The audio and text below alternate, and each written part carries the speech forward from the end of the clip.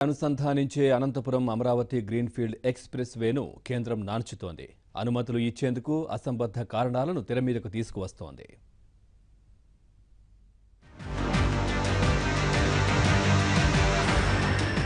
రాష్ట్రంలో ఎన్నికలకు వెళ్లడానికి ముందు అదిగో అమరావతి ఎక్స్‌ప్రెస్ వే అంటూ ఊరించిన కేంద్రం తీరా ఇప్పుడు ఎన్నికల తర్వాత చూద్దాంలే అని సరిపెడుతోంది. ఈ పరిణామంపై అటు అధికారులు ఇటు ప్రజలు ఆందోళనకు గురవుతున్నారు. ఇదే కాదు 3,200 కోట్ల రూపాయల విలువైన పనుల ప్రతిపాదనను కూడా కేంద్రం పక్కన పెట్టినట్లు తెలుస్తోంది. విశ్వసనీయ వర్గాల సమాచారం ప్రకారం Anantapuram Amaravati greenfield expressway రహదారి నిర్మాణ ప్రతిపాదనలు ఇప్పుడు చాలా కీలక దశకు చేరుకున్నాయి. 21,000 కోట్ల రూపాయల విలువైన ఈ ప్రాజెక్టులో అతి కీలకమైన రహదారి నిర్మాణ అలైన్మెంట్కు 6 నెలల క్రితమే ఆమోదం లభించింది. గతేడాది అక్టోబర్లో జరిగిన ఓ సమావేశంలో కేంద్ర రోడ్డు రవాణా జాతీయ రహదారుల మంత్రిత్వ శాఖ అనుమతిచ్చింది. ఇదే విషయాన్ని ఆ శాఖ మంత్రిగా ఉన్న నితిన్ గడ్కరీ అధికారికంగా వెల్లడించారు కూడా. అంతేకాదు ప్రాజెక్టు భూసేకరణ వ్యయంలో 50% తాము భరిస్తామని ఆయన హామీ ఇచ్చారు. ఈ దిశగా మన రాష్ట్రం నుంచి వడివడిగా నివేదికలు వెళ్లాయి. భూసేకరణ పనులను ప్రారంభించారు. ఆ వివరాలను భూమిరాశి పోర్టల్కు అప్లోడ్ చేశారు.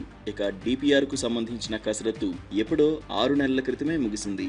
అయితే దాన్ని కేంద్రానికి సమర్పిస్తే ఏ కారణాలతోనైనా తిరస్కరిస్తుందేమోనన్న ఆందోళనతో అధికారులు ఆచితూచి అడుగులేశారు. డిపిఆర్లో పేర్కొన్న అనేక అంశాలకు ఒక్కొక్కటిగా అనుమతులు సాధించారు. ఆపై డిపిఆర్ నకలు ప్రతిని కూడా ఎంఓఆర్టీహెచ్ అధికారులకు పంపించారు. సరిగ్గా 10 రోజుల క్రితం ఈ ప్రాజెక్టుకు సంబంధించిన ఓ కీలక నివేదికను ఏపీ అధికారులు ఆ మంత్రిత్వ శాఖ పెద్దలకు సమర్పించారు.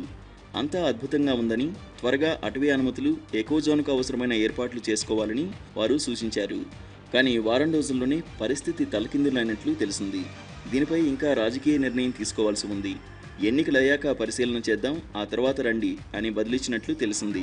కేంద్రం కొత్తగా పెట్టిన మెలికలు రాష్ట్రానికి షాకునిస్తున్నాయి. ప్రజా ప్రయోజన ప్రాజెక్టులపై ఇలా కూడా చేస్తారా అంటూ అధికార వర్గాలు విస్తుపోతున్నాయి.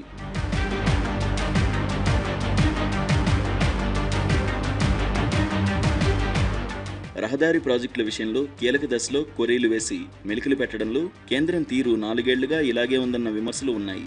Anantapuram Amaravati greenfield expressway నిర్మాణ ప్రతిపాదన చర్చకు వచ్చినప్పుడు ప్రధాని అద్భుతమైందంటూ ప్రశంసించారు. స్ట్రైటెస్ట్ అలైన్మెంట్ చాలా సేఫ్ అంటూ కేంద్ర మంత్రి గడ్కరీ పొగిడారు. 6 కాదు 8 వరుసల రహదారి నిర్మాణమైనా సహకరిస్తామంటూ ఓదరగొట్టారు.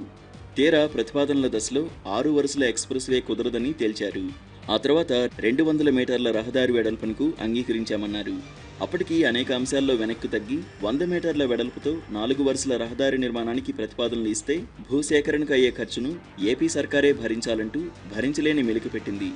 దీనిపై ముఖ్యమంత్రి చంద్రబాబు అనేక ఒత్తిళ్లు తీసుకొచ్చాక కేంద్ర మంత్రి నితిన్ గడ్కరీ ఓ మెట్టు దిగారు.